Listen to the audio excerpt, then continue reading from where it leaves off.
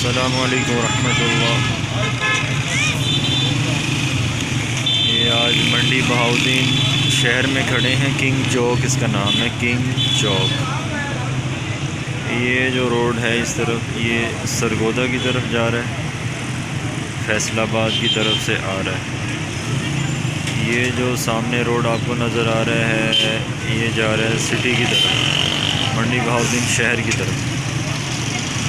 और उधर से जब घूमेंगे हम इस तरफ, तो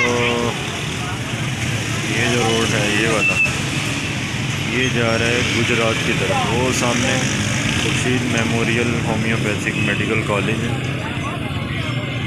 ये आज आपको दिखा।